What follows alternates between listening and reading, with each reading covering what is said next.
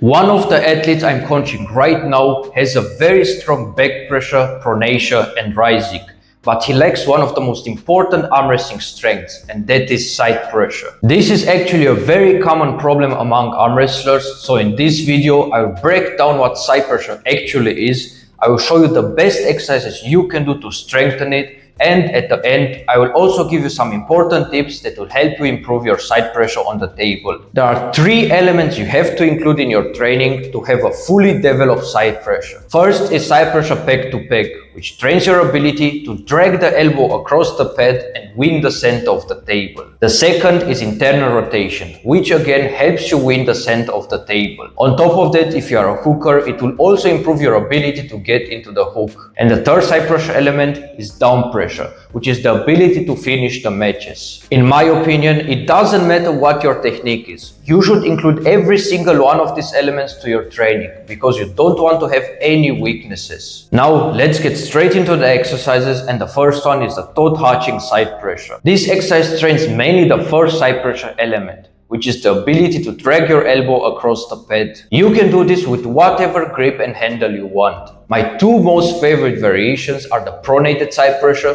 where you just grab the belt in your hand and pull the weight sideways, and the wrist wrench side pressure. If you do the pronated version, focus on maintaining your pronator throughout the entire movement. Otherwise, you will develop a bad habit of losing your pronator. For the wrist wrench variation, make sure you start with your wrist straight. You don't have to pin the weight down. If you successfully move your elbow pec to pec, the lift is valid. Let's move on to the second side pressure element, which is the ability to finish the matches. For this one, you will do the classic down pressure at the pulley. There are 3 main handles I like to use for this exercise: the wrist wrench, the opti wrench and the power roller. Start with a straight wrist and make sure the weight comes from above. The first part of the movement is controlling the weight with your wrist. After that, go straight to the side. Don't use handles that are too thick because the risk of injury is very high. The diameter of the handle that you use should simulate the hands of your opponents. It is very important to have full control over the weight during the entire movement. I injured myself with this exercise and I couldn't apply my side pressure properly on the table for months,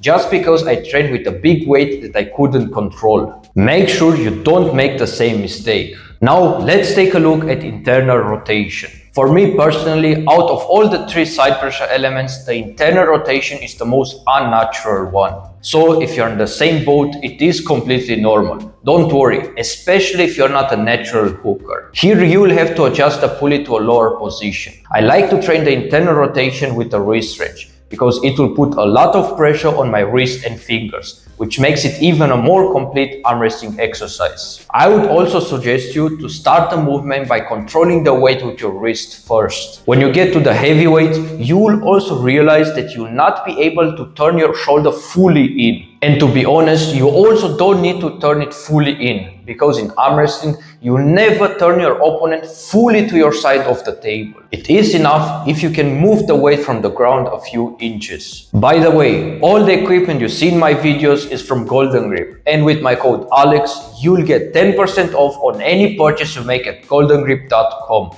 The link is down below. And this is it. You don't need more than these 3 exercises, so don't overcomplicate it. Now, if you don't have a table and a pulley, there is another great exercise to train your side pressure. And all you need are the regular gym dumbbells. I like to call it bicep curls from the side. Lay your body to the side and perform your regular bicep curls. This exercise targets your bicep, elbow structures that are responsible for your side pressure, and even some internal rotation at the same time. To be completely honest, it is not that good as the exercises described a moment ago. But if you don't have any special equipment, you can still do it and expect some good results. Remember, it is very important not to lean too much to the side, because the more you lean, the more the pressure will shift to your shoulder joint instead of your bicep and elbow structures. When you do this exercise, you should feel the tension primarily in your bicep and in your forearm. By the way, I also did a video where I ranked the best and worst side pressure exercises. So if you haven't seen it, I'll put the link in the video description. Now let me give you a bonus exercise, which is by far one of the most effective side pressure methods but still nobody talks about it, and that is side pressure on the table. I learned this method from Engin Terzi, who has the strongest pronator with side pressure combination pound for pound on the planet. You will need someone who is stronger than you. Get to your winning side and apply maximum pressure to the side between 3 and 5 seconds. Because the other guy is stronger than you, it won't be a problem for him to hold you. Not only the joints and ligaments involved in side pressure, but these structures in general get much stronger with time under tension.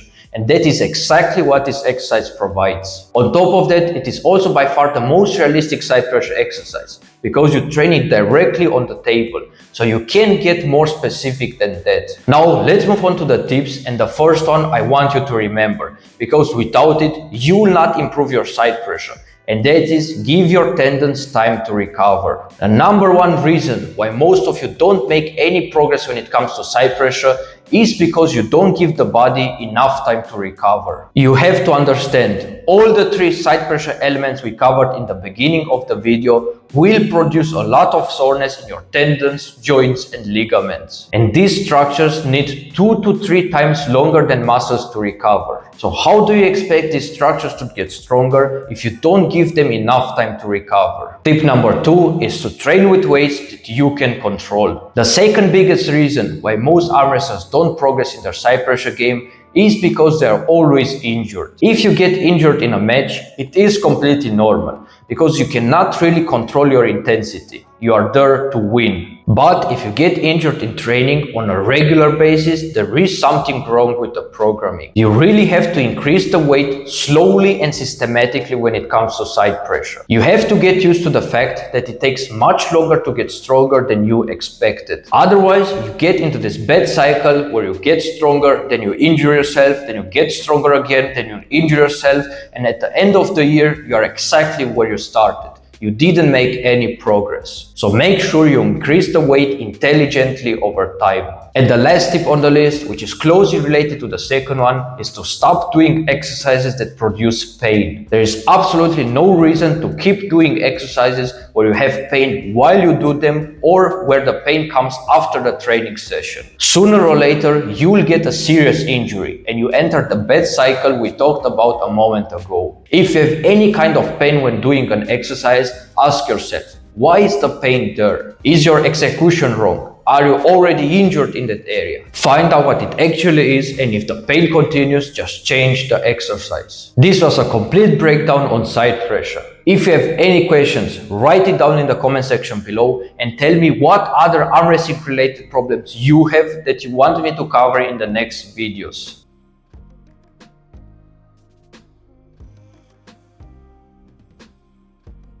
With that being said, keep your eyes on this channel. Great stuff is coming.